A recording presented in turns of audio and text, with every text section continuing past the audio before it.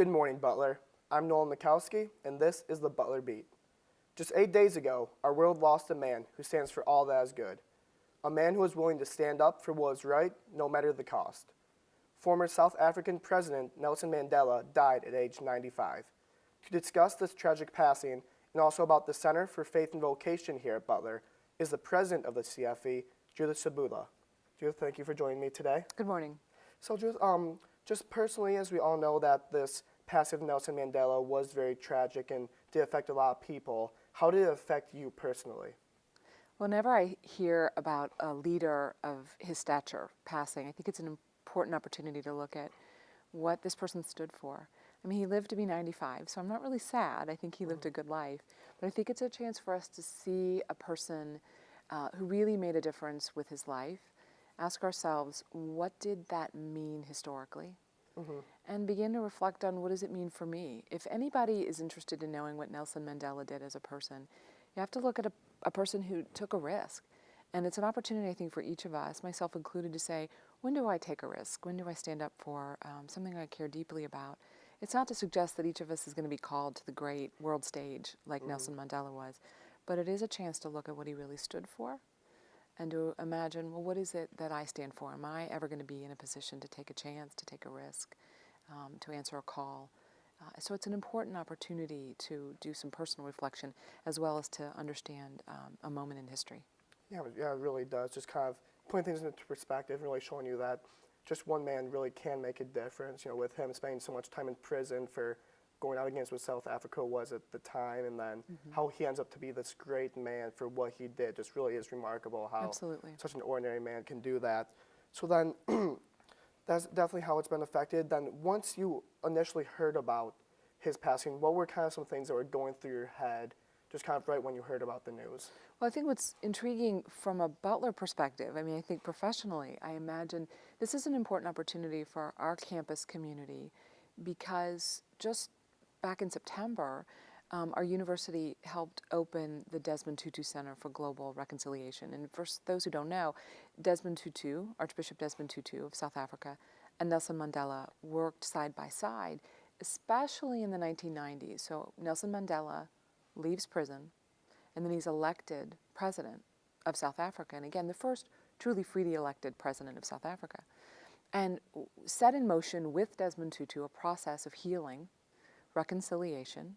And the Desmond Tutu Center is about remembering that important piece of history in the 1990s, but also speaking today, where are we called globally, nationally here in the U.S., and even locally, to work for reconciliation? I think that's important for Butler because we have an opportunity through the Desmond Tutu Center to live up to some core values of our own institution's founding. You know, most students might not know this, but during the 1850s, again, during the Civil War, when our country was divided over issues of slavery, Ovid Butler founded this institution. Among his ideals was the idea that slavery should be abolished. We need to be a free country.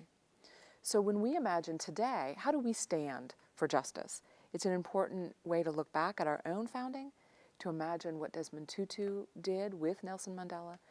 And again, that can be reconciliation across all sorts of lines, the racial, economic, religious, political. So Butler is called to do this work, and it's timely because we've just launched this Desmond Tutu Center.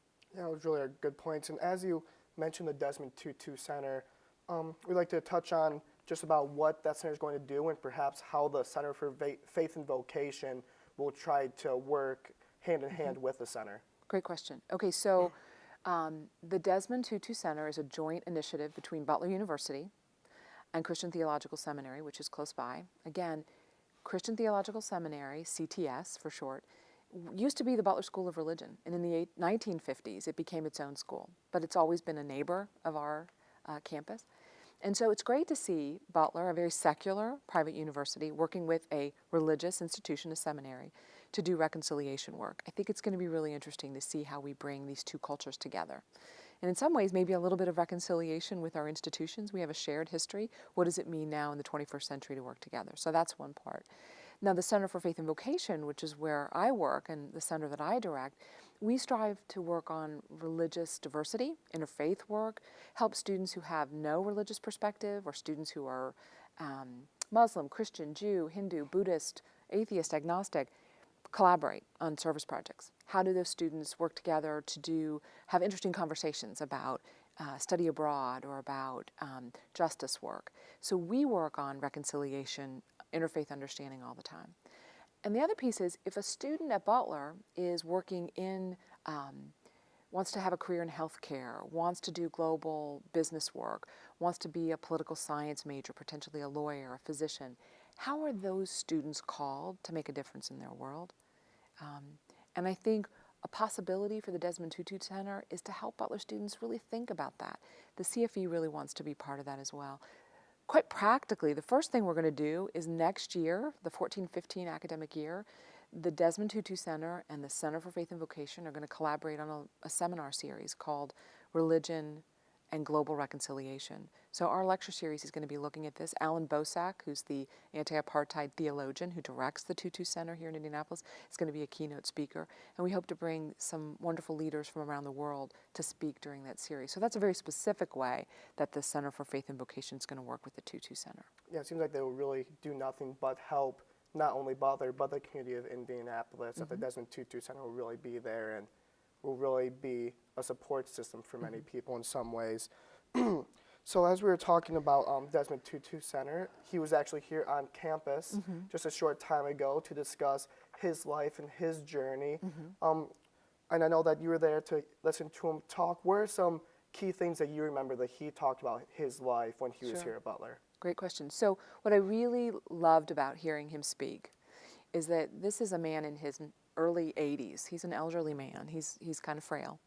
He has great joy, great sense of humor. There was a sense of happiness and optimism just in his spirit. And I think that's really important. When you think about the political climate here in our country, when we think about globally the wars that are going on in Syria and still in Afghanistan, the tensions, looking for people who offer hope, who still have a sense that we can go in the right direction, I think is really important. And so I loved that about his presence. I also loved that he did call Butler and CTS to live up to our core values. I think that's really important. He spoke quite passionately, not just about racial reconciliation, economic justice, equality between men and women.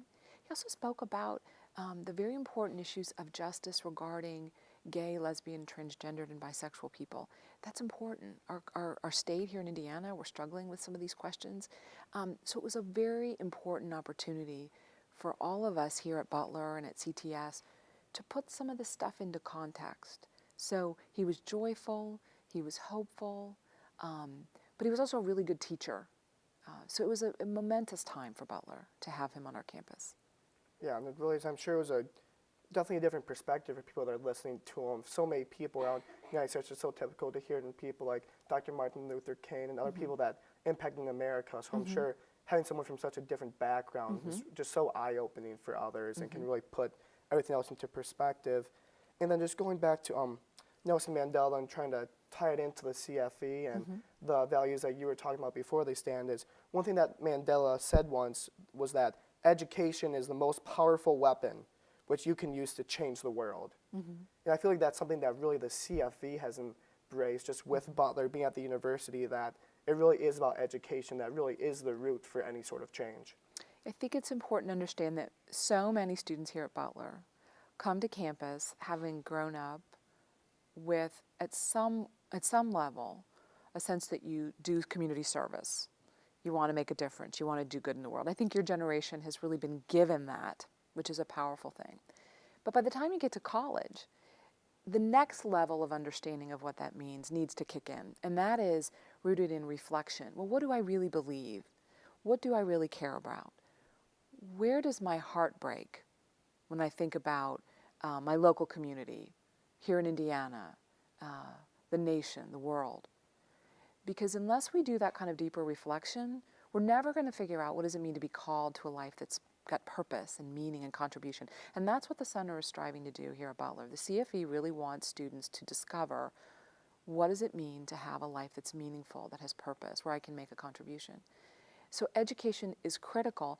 I'd argue that it's also got to be connected with reflection, discernment, renewal, really understanding what we believe. Nelson Mandela did that for us. I mean, if we look at his life, you saw a man in the 1950s and into the early 60s before he went to prison, cultivating a sense of, what do I care about? What do I believe? I'm a lawyer. He went to law school. He figured out injustice needed to be stopped. He stood up for that cause. And he spent 27 years thinking a great deal, reflecting about what mattered to him. So education is the time, the place for us to do that good work. Yeah, it really is. And one other thing that Mandela did say is that when he was once asked about his leading principles and how he was able to be so successful in leading South Africa, he was asked about it, and he replied saying that he can really only lead from behind.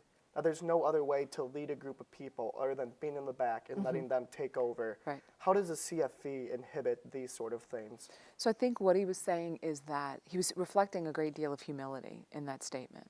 I am not the icon. I am not the Messiah. I'm not the person that's going to make it happen.